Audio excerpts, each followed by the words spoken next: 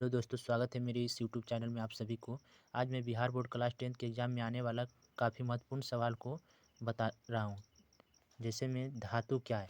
यह तत्व का एक प्रकार है जो विद्युत का सुचालक होता है, जिसकी संयोजी इलेक्ट्रॉन 1, 2, 3 होते हैं, धातु कहलाते हैं। जैसे में एल्युमिनियम, कॉपर, सोडियम इत्यादि।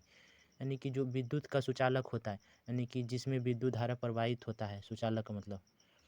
अधातु, यह तत्व का एक प्रकार है जो विद्युत का कुचालक होता है और जिसकी संयोजी इलेक्ट्रॉन 4, 5, 6 होते हैं, जैसे में कार्बन, सल्फर, आयोडीन, क्लोरीन इत्यादि। कुचालक का मतलब होता है कि जिसमें विद्युत धारा प्रवाहित नहीं होता है।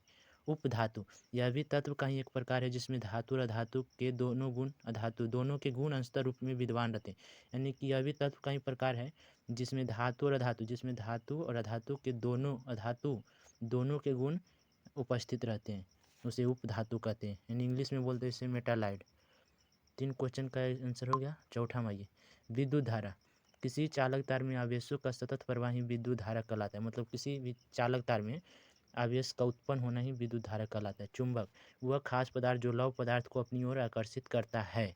मतलब जो किसी दूसरे पदार्थ को अपनी ओर आकर्षित करता है, उसी को ही चुंबक कहते हैं। विद्युत धारा का चुंबकीय प्रभाव, यानी कि किसी चालक तार में प्रवाहित विद्युत धारा के निकट चुंबकीय पदार्थ को लाने पर विद्युत धारा का जो प्रभाव होता है, यानी चुंबक पर विद्युत धारा का जो प्रभाव होता है, उसे ही विद्युत धारा का चुंबकीय प्रभाव कहा जाता है।